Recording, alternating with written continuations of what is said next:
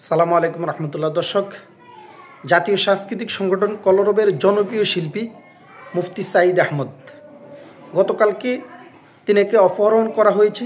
যে সন্ত্রাসী গোষ্ঠী তিনার সাথে বর্বর আচরণ করেছেন তাদের পরিচয় এবং কোন ইস্যুতে তিনাকে এই অপহরণের মতন দুঃসাহস তারা দেখিয়েছেন সেই বিস্তারিত ঘটনা তিনার মুখে শুনুন।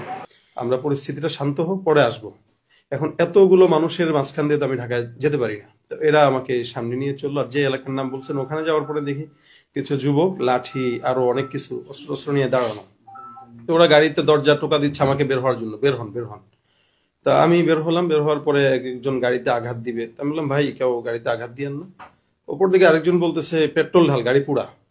এই বিভিন্ন বাজে কথা আর কি, গালিগালাজ। তো আমাকে বলতেছে আপনি হুন্ডায় ওঠেন। আমি বললাম গাড়িতেই যাই, হুন্ডা উঠে ঠান্ডা লাগবে, আপনার সাথে এখানে আমরা ভালো ব্যবহার করার জন্য আনিনি। পাশ থেকে অনেকে যে কথাগুলো বলতেছে, আপনি সুন্দর মতো কথা শুনেন, আমরা আপনার গায়েও হাত দেবো না, অসম্মানীয় করবো না। আমাকে অসম্মানী না করলে আমার গাড়িতে আমাকে যেতে দেন, আপনাদের হুন্ডায় যান। না, হুন্ডাতেই উঠতে হবে। তো আমার পাশে আমার ছোট ভাই ছিল, ও বারবার মানা করতেছিল হুন্ডায় উঠবে না। তো আমার পাশে ড্রাইভার আর দুইজন সফর সঙ্গী, দুজনকেই যথেষ্ট আঘাত তারা দিল, অনেক মারলো। এর ভিতরে তারা আমাকে সেভ করতে যায়, তারা মারটা খাইছে আর কি।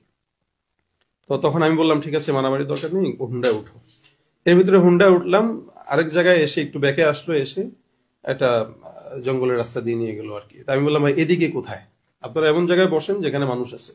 কারণ আপনার কোনো টেনশন নাই, যান চলেন, কথা ওখানে হবে। কোথায়? আমাদের দোকান আছে, ব্যক্তিগত দোকান আছে।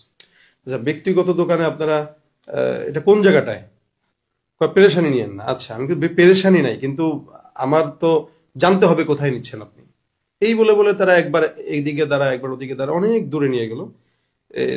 এর ভিতরে মাঝখানে কয়েকটা জিনিস বললো যে আপনি এই দেলোয়ার হোসেন সাঈদী সাহেবের ফাঁসি চাইছেন, সাকা চৌধুরীর ফাঁসি চাইছেন শাহবাগে যে। তাই বললাম ভাই আমি সাকা চৌধুরীকে ভাবে আমাদের জানা নাই, মানে সালাউদ্দিন কাদের বলতেছে, আমি ওনাকে ভাবে জানা নাই। যাই হোক, চিনছি বিএনপির, বাকি উনার ফাঁসি চাওয়া বা উনি কি, আমি এগুলো কিছু জানি না। বাকি সাঈদী সাহেবের বিষয় যেটা বলতেছেন, এটা হলো আমি 13 সালে আমি যেখানে পড়ি, আমাদের ওস্তাদরা সব ছাত্রদেরকে নিয়ে গেছে, আমরা তখন ছোট, পড়ালেখা করি। তো ওই অবস্থায় আমরা জানতামও না যে ওখানে কি হচ্ছে না হচ্ছে, আমাদের অজান্তেই ওখানে যাওয়া। তো ওখানে ফাঁসি চাইছেন হচ্ছে একজন, আমরা পাশে ছিলাম, আমি তো চাইনি। আর উনি কি বক্তব্য দিচ্ছে আমি জানিও না। এরপরেও আমি ওই অনাকাঙ্ক্ষিত বিষয় নিয়ে আমি সবার কাছে আমার ফেসবুকে, লাইভে অনেক বয়ানে বলছি যে এটা আমার ভুল। দর্শক, এমন ন্যাক্কারজনক ঘটনা কারা সংগঠিত করেছেন? মুফতি সাঈদ আহমদের বক্তব্য এটা সুস্পষ্ট এবং ক্লিয়ার। অতএব এই শাহবাগ ইস্যুকে কেন্দ্র করে যদি আর কোনো আলেমকে হেনস্থা করা হয় বা অপমান করা হয় শুধু রাজনৈতিক প্রতিহিংসার কারণে, তাই অবশ্যই তাদেরকে রাজনৈতিক ময়দানে চড়া মূল্য দিতে হবে। আমরা বিগত ফেসিস্ট সরকারের আমলে ওলামায়ে কেরামের অপদস্থ হওয়া, অপমান হওয়া অবলোকন করেছি, দেখেছি।